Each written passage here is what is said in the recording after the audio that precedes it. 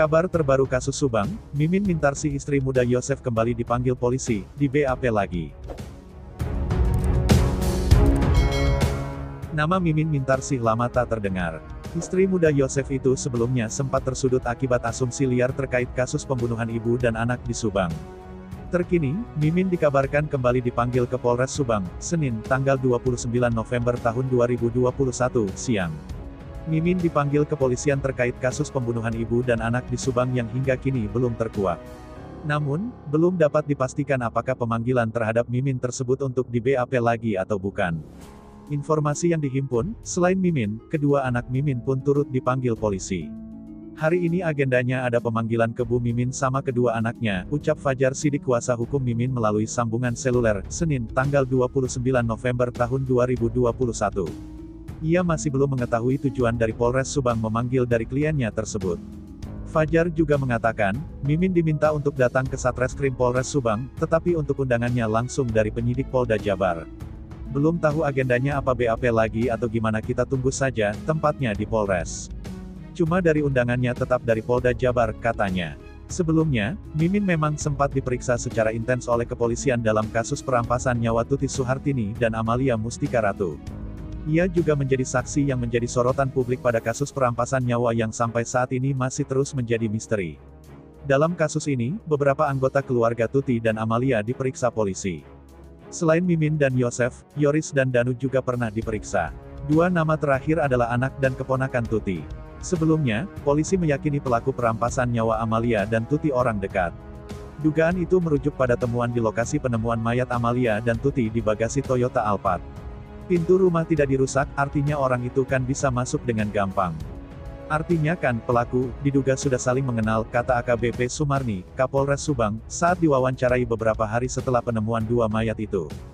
Hubungan Mimin dan Yosef sempat dikabarkan berubah. Di tengah upaya kepolisian mengungkap pelaku pembunuhan Subang, hubungan Mimin Mintarsih dengan Yosef dikabarkan sempat berubah. Mimin Mintarsih mengaku sudah tak mendapat nafkah dari Yosef.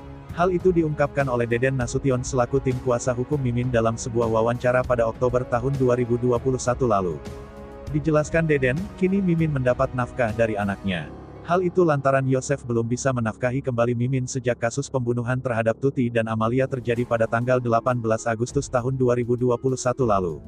Untuk nafkah sehari-hari memang saat ini klien kami Bu Mimin dapat dari anaknya yang sudah bekerja, jadi untuk makan serta kebutuhan dapur saat ini sama anaknya, ucap Deden Nasution di Subang, Senin, tanggal 11 Oktober tahun 2021. Deden menambahkan, pasca kasus kematian Tuti dan Amalia, Mimin bersama dengan Yosef sudah tidak tinggal satu atap. Memang sejak dari awal kasus, Bu Mimin sama Pak Yosef tidak tinggal serumah, Bu Mimin tinggal bersama dengan anaknya, sementara Pak Yosef tinggal bersama dengan adiknya, ibunya ketika itu.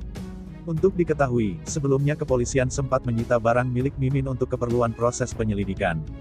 Barang-barang milik Mimin yang sempat disimpan oleh pihak kepolisian berupa handphone serta kendaraan sepeda motor. Barang-barang tersebut saat ini sudah dikembalikan ke tangan Mimin. Untuk barang-barang yang sempat disimpan pihak kepolisian sudah dikembalikan ke Bu Mimin. Selepas Bu Mimin menandatangani berita acara sumpah, ucap tim kuasa hukum Mimin di Subang, Senin, tanggal 11 Oktober tahun 2021.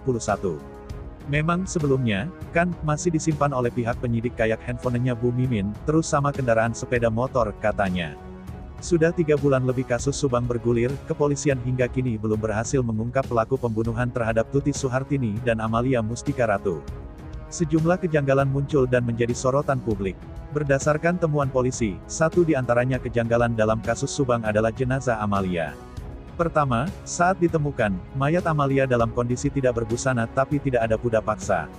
Mayat anak dan ibu itu ditumpuk di bagasi mobil Toyota Alphard yang diparkir di rumah. Saat ditemukan, mayat Amalia justru tidak pakai baju. Ya, kondisinya pada saat di tempat kejadian perkara TKP itu memang tanpa busana tapi dalam keadaan tertutup, ujar Kabid Humas Polda Jabar Kombes Pol RDA Caniago saat dihubungi via ponselnya, Rabu, tanggal 25 Agustus tahun 2021. Misteriusnya pelaku dalam kasus ini semakin menjadi karena meski mayat Amalia Mustika Ratu ditemukan tanpa busana, justru polisi tidak menemukan adanya ruda paksa atau pemerkosaan. Sepertinya tidak ada tanda kekerasan seksual, saya mendengar untuk kejahatan seksualnya tidak ada di situ, kata Kombes Pol RDA Caniago. Kapolres Subang AKBP Sumarni, mengatakan, dari hasil otopsi sementara tidak didapatkan adanya indikasi tindak pidana lain seperti ruda paksa yang ditujukan kepada ibu maupun anaknya tersebut. Kemudian kita juga melakukan pengecekan apakah terjadi persetubuhan atau tidak selaput darah masih utuh, jadi tidak ada indikasi persetubuhan di sana, ujar AKBP Sumarni di Subang, Kamis, tanggal 19 Agustus tahun 2021. Dari hasil olah TKP dan otopsi sementara itu, Tuti dan Amalia Mustika Ratu meninggal dini hari. Diduga korban ini meninggalnya pukul 4 waktu Indonesia Barat sampai pukul 5 waktu Indonesia Barat pagi, kemudian yang ibunya diperkirakan 5 jam sebelumnya, jadi yang lebih dulu meninggal yaitu ibunya, kata Kapolres Subang AKBP Sumarni.